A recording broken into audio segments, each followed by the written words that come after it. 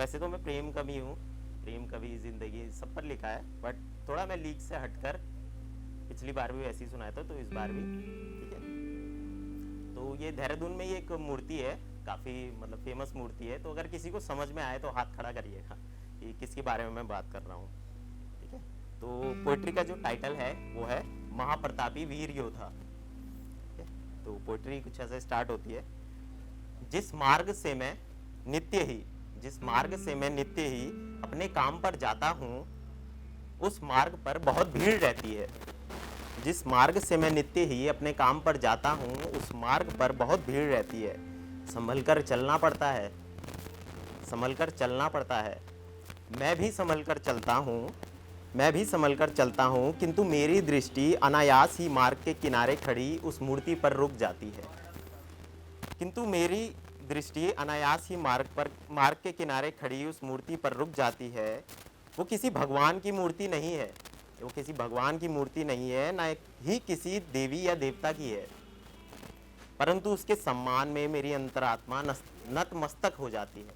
परंतु उसके सम्मान में मेरी आत्मा नतमस्तक हो जाती है। मूर्ति का व्याख्यान करूं तो मेरे सारे शब्द कम पड़ जाएं, मेरे सारे शब्द कम पड़ जाएं। मूर्ति काले पत्थर की है और संभवतः बहुत पुरानी है, कदापि मेरे जन्म से भी कई वर्ष पहले की है, कदापि मेरे जन्म से भी कई वर्ष पहले की है। सर्वप्रथम एक चौकोर चबूतरा है, सर्वप्रथम एक चौकोर चबूतरा है, तत्पश्चात एक स्वामी भक्त अश्व है, तत्पश्चात एक स्वामी भक्त अश्व है, और उस स्वामी भक्त अश्व पर आरूढ़ है उस अश्व का स्वामी, और उस स्वामी भक्त अश्व पर आरूढ़ है उस अश्व का स्वामी महाप्रतापी वीर योद्धा, जिसका तेज सूर्य के समान और गौरव पृथ्वी के समान है, जिसका तेज सूर्य के समान और गौरव पृथ्वी के समान है।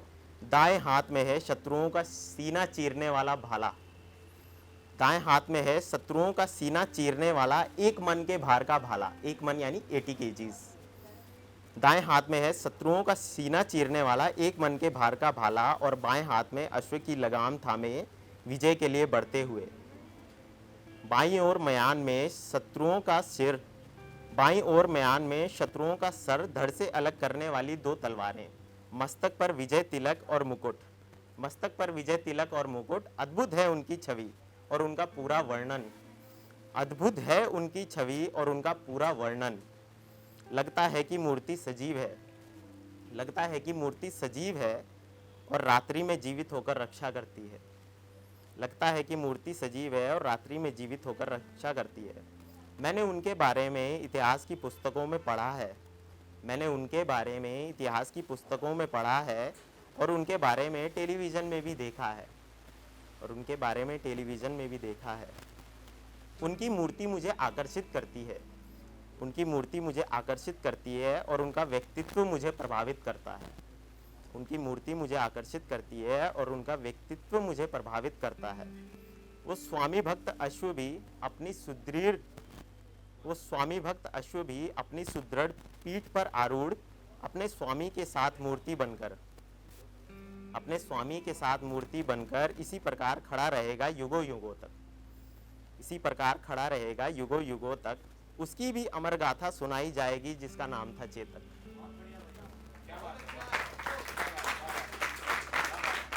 उसकी भी अमर गाथा सुनाई जाएगी जिसका नाम था चेतक। और अश्वस्वामी के पराक्रम की, और अश्वस्वामी के पराक्रम की, उसके शौर्य की गाथाएं युगों युगों तक पढ़ी जाएंगी। वो महापराक्रमी महाप्रतापी वीर योद्धा महाराणा प्रताप। महाराणा प्रताप की मूर्ति यहाँ पर बिंदाल के ऊपर है, उसे देख कर लिखी। और जैसा कि अभी बिजली की बात हो रही थी, तो बिजली के बिल की एक मेरी कहानी जो रियल लाइफ स्टोरी है वो मैं कविता के माध्यम से सुनाऊंगा। तो पोइट्री का टाइटल है बिजली का बिल, ठीक है। कल मैं बिजली का बिल जमा करने सरकारी दफ्तर गया था, कल मैं बिजली का बिल जमा करने सरकारी दफ्तर गया था। मैं 12 बजे पहुंचा और सोचा कि 1 बजे फारिग होकर घर चला जाऊंगा। मैं 12 बजे पहुंचा और सोचा कि 1 बजे तक फारिग होकर घर चला जाऊंगा। लेकिन सरकारी दफ्तर की महानता, लेकिन सरकारी दफ्तर की महानता, उन्होंने मेरा बिजली का बिल ही 1:10 पर जमा किया। धन्य हो सरकारी दफ्तर भाई, धन्य हो सरकारी दफ्तर और उनमें कार्यरत सरकारी अफसर। मेरे हाथों से होकर बिल पहले के हाथ में और पहले से दूसरे के पास, ठीक है, पहले से दूसरे के पास, फिर दूसरे से मेरे ही द्वारा तीसरे के पास, फिर दूसरे से मेरे ही द्वारा तीसरे के पास। तीसरे ने कहा अंदर आओ, तीसरे ने कहा अंदर आओ, अंदर आकर बिल चौथे को दिया और चौथे ने रसीद काटने के लिए पांचवें को थमा दिया।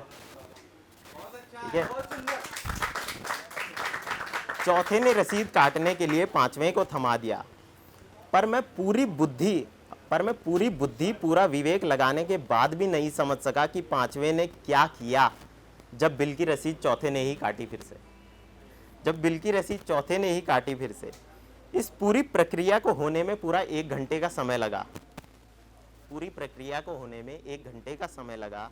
लेकिन वहाँ कुछ बड़ा उपक्रम भी चल रहा था, लेकिन वहाँ कुछ और बड़ा उपक्रम भी चल रहा था।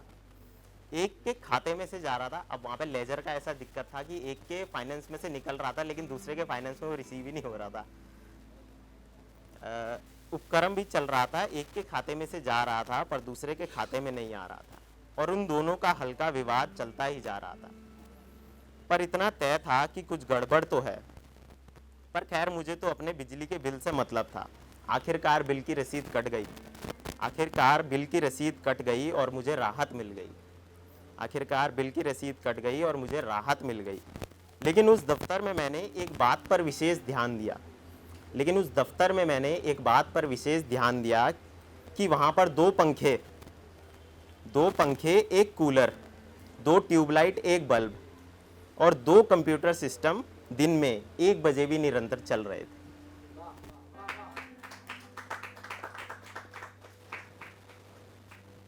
एक लास्ट अगर इजाज़त हो तो, ठीक है, ये थोड़ा गज़ल स्टाइल में लिखने की कोशिश की है मैंने, ठीक है, बस लास्ट यार, फिर मैं जॉब पे चला जाऊँगा, ठीक है।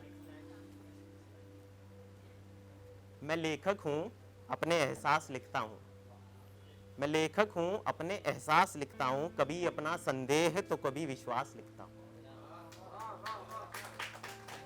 मैं लेखक हूँ, अपना एहसास लिखता हूँ, कभी अपना संदेह तो कभी विश्वास लिखता हूँ। मैं लेखक हूँ, अपनी मेहनत से लिखता हूँ, मैं लेखक हूँ, अपनी मेहनत से लिखता हूँ, कभी अपनी भूख तो कभी अपनी प्यास लिखता हूँ। मैं लेखक हूँ, मैं हर बात लिखता हूँ, मैं लेखक हूँ, मैं हर बात लिखता हूँ, कभी कुछ आम सा तो कभी कुछ खास लिखता हूँ, कभी कुछ आम सा तो कभी खास लिखता हूँ। मैं लेखक हूँ, हर विधा में लिखता हूँ, मैं लेखक हूँ, हर विधा में लिखता हूँ, कभी प्रेम पीड़ा तो कभी हास परिहास लिखता हूँ, कभी प्रेम पीड़ा तो कभी हास परिहास लिखता हूँ। मैं लेखक हूँ, अपने जीवन को लिखता हूँ, मैं लेखक हूँ, अपने जीवन को लिखता हूँ, कभी अपना हृदय तो कभी अपनी श्वास लिखता हूँ। Thank you so much.